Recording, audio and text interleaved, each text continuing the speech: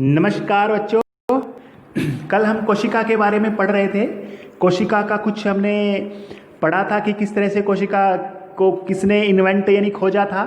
ठीक है, ये हमने पढ़ा था। और किस तरह से यानी रॉबर्ट हुक ने वो खोज की थी, है ना। तो वो मृत कोशिका थी, याद रखना है, मृत कोशिका। तो आज हम कुछ जानकारी लेते हैं। इंपॉर्टेंट जानकारी है ये, कई बार पेपर में पूछी जाती है बच्चों हायर क्लासेस में। यानी कहने का मतलब ये है जैसे जैसे बड़े हो गए आप कोई टेस्ट देते हैं उसमें आ जाता है। आपकी बुक में भी दिया हुआ है बच्चों ये, ठीक है। मैंने कुछ इसमें थोड़ा सा कन्वर्ट करके लिखा है ये, देखिए। आपको याद रखना है रॉबर्ट हुक ने क्या किया था।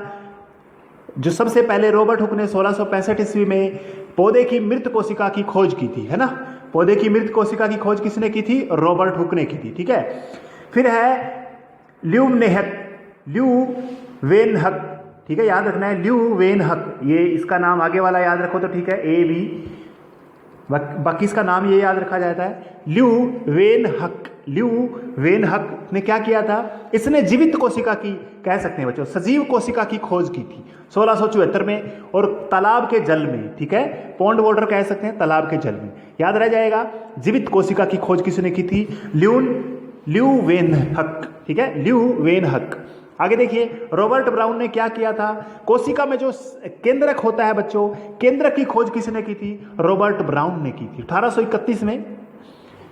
सन इसका याद करने की, कई बार पूछ भी लेता है, याद रखो, अच्छी बात है, ठीक है, आपकी दिमाग शार्प हो जाएगा। देखिए आगे, केंद्र की खोज करने के बाद में देखो, कोशिका में जो लिक्विड पार्ट होता है बच्चों, जो द्रव वाला पार्ट होता है, उसको एक नाम दिया गया था। उसको नाम दिया था जीव द्रव्य। वो जीव द्रव्य नाम दिया था पुरकिंज ने। किसने दिया था? पुरकिंज ने, PURKING, ठीक है, पुरकिंज ने दिया था बच्चों, याद रखना है इसको। तो यानी कोशिका में स्थित तरल जैविक पदार्थ होता है, कोशिका द्रव्य नाम, या जीव द्रव्य बोलेंगे इसको, जीव द्रव्य बच्चों, ठीक है, जीव द्रव्य। इसका नाम किसने दिया था? प्रोटोप्लाज्म बोलते हैं इंग्लिश में, प्रोटोप्लाज्म। 1839 में पुरकिंज ने दिया था, ठीक है, याद रखना है। आगे है स्लीडन और स्वान ने क्या किया था बच्चों? इसने कोशिका थ्योरी दी थी। इन्होंने क्या किया था? कोशिका का सिद्धांत दिया था, सेल थ्योरी। तो देखिए, कोशिका थ्योरी यानी सेल थ्योरी क्या कहती है? कोशिका सिद्धांत क्या कहता है? इस सिद्धांत के अनुसार, ये सिद्धांत क्या है देखिए, सभी पौधे और जंतु कोशिकाओं से बने होते हैं, ये थ्योरी है, और वे जीवन की मूलभूत इकाई है। यानी कोशिकाएं ही जीवन की मूलभूत इकाई है बच्चों, ठीक है। ये किसने कहा था? स्लीडन और स्वान ने। ये कह सकते हैं इन दोनों व्यक्तियों ने ऐसी बात बोली थी, यानी कोशिका सिद्धांत इन्होंने इन्वेंट किया था, ठीक है। नेक्स्ट, विर्चो ने क्या किया था? विर्चो क्या बताता है? ये बताता है बच्चों, जो सभी कोशिकाएं होती है, जितनी भी कोशिकाएं होती है, वो क्या होती है? पूर्ववर्ती कोशिकाओं से बनती है। यानी पहले कोई कोशिका होगी, तभी जाके आगे जाके दूसरी निर्माण हुआ है। यानी सभी कोशिकाएं पूर्ववर्ती कोशिकाओं से बनती है। यानी पहले कोई हमारे कहीं भी किसी भी जीव के अंदर पहले कोई कोशिका थी, तभी जाकर के कोई नई कोशिका बनी है। जितनी भी कोशिकाएं हैं वो पहले से कोई कोशिका थी, उसकी वजह से ही उनका निर्माण हुआ है, ठीक है। नहीं, कहने का मतलब कोई पुरानी कोशिका थी तो उसकी वजह से कोई न्यू एग्जिस्टिंग कह सकते हैं, प्री एग्जिस्टिंग की वजह से ही नई कोशिकाओं का क्या होता है? एक तरह से निर्माण होता है, ठीक है। अब देखिए, ये चीज़ कई बार पूछी जाती है बच्चों, इलेक्ट्रॉन सूक्ष्मदर्शी।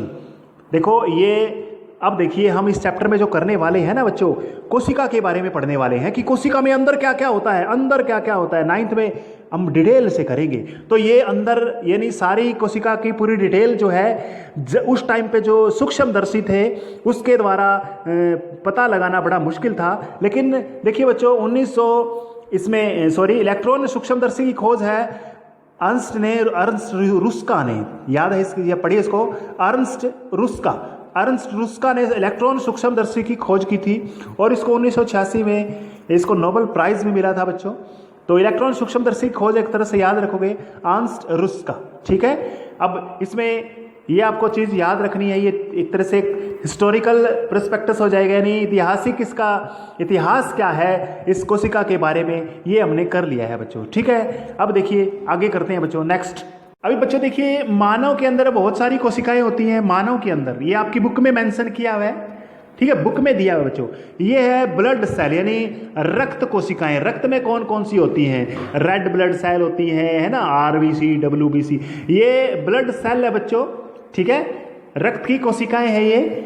रक्त कोशिकाएं हैं, याद रखना है। ये नर्व सेल है। नर्व सेल क्या होती है? नर्व को हम कहते हैं मस्तिष्क में न्यूरॉन भी बोलते हैं इसको, न्यूरॉन या तंत्रिका कोशिका, लिख लेना बच्चों, तंत्रिका कोशिका भी बोलते हैं, तंत्रिका कोशिका। ये सबसे लंबी कोशिका होती है अपने शरीर में, याद रखना है इसको, ये याद रह जाएगी। ये बोन सेल है, हड्डी, ये कह सकते हैं अस्थि कह सकते हैं, अस्थि, सॉरी ये बोन सेल, ब्लड सेल है बच्चों, बोन सेल नहीं है। बोन सेल तो ये है, हड्डी वाली है ना, अस्थि कोशिका, अस्थि की ये। और ये ओवम है, फीमेल में पाया जाता है, हम कह सकते हैं इसको अंडाणु कह सकते हैं।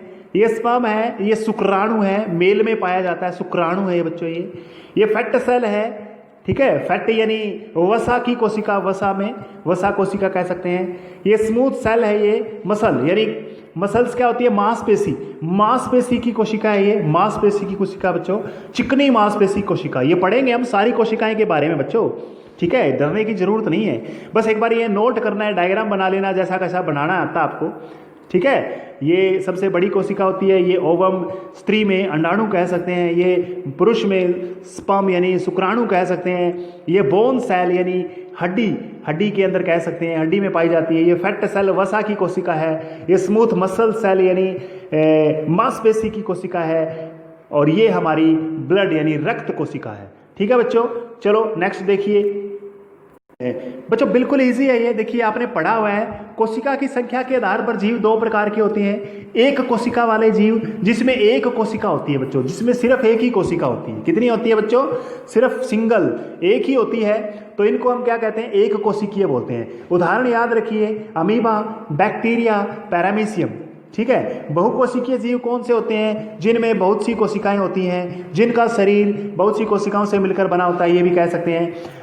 अब देखिए, इनमें जो काम है, ऊपर वाले में जो काम है, वही कोशिका करती है, खाने का, पचाने का, बाहर निकालने का, वेस्ट निकालने का, एक ही कोशिका का काम था। लेकिन बच्चों, बहुकोशिकीय जीवों में अलग अलग कोशिकाएं अलग अलग काम करती हैं। जैसे दिमाग वाली तंत्रिका कोशिका कह सकते हैं, यानी न्यूरॉन कह सकते हैं, आपने पहले भी पढ़ा होगा, वो दिमाग का काम करती है ना। मसल सेल, ब्लड सेल, ये अलग अलग काम करती है। ब्लड वाली अलग काम करती है, मसल सेल अलग काम करती है ना। आरबीसी, डब्ल्यूबीसी पढ़ा है। रेड ब्लड सेल जैसे ऑक्सीजन को पहुंचाने का काम करती है। डब्ल्यूबीसी हमारे रोगों से लड़ने की रक्षा के लिए करती है। यानी कहने का मतलब बच्चों, ये कोशिकाओं का अलग अलग काम मिलेगा इनके अंदर। देखिए, अब ये चीज़ याद रखनी है, मानव पौधे के अंदर ये बहुकोशिकीय जीव है ये। अब देखो, बिल्कुल ये हम पूरी डिटेल से करेंगे। छोटा सा ये 8th में आपने पढ़ा है बच्चों, 9th में पढ़ा होगा। कोशिका किससे बनी होती है? कोशिका के मुख्य 3 घटक होते हैं बच्चों, 3 भाग होते हैं। सबसे बाहरी परत जो होती है, बाहर की बाह्य आवर्ती कोशिका झिल्ली होती है, ठीक है। फिर केंद्रक होता है। सबसे पहले बाहर वाला कोशिका झिल्ली हो गया, फिर अंदर केंद्रक हो गया, और केंद्रक के बीच में और झिल्ली के बीच में जो जगह बच गई है ना, उसको हम क्या बोलते हैं? उसको कोशिका द्रव्य बोलते हैं। क्या बोलते हैं? कोशिका द्रव्य। अच्छा, एक बच्चों बात याद रखनी है, कोशिका भित्ति पौधों में पाई जाती है। झिल्ली के बाहर भी एक और होती है बच्चों इसमें, ठीक है। यानी 3 तो होती है, ये 3 चीजें तो होती ही होती हैं, लेकिन एक बाहर की दीवार और हो जाती है। इसको हम क्या बोलते हैं?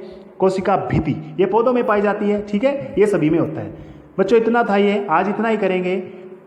आराम से इसको रिवाइज कीजिए। थैंक यू बच्चों, थैंक यू।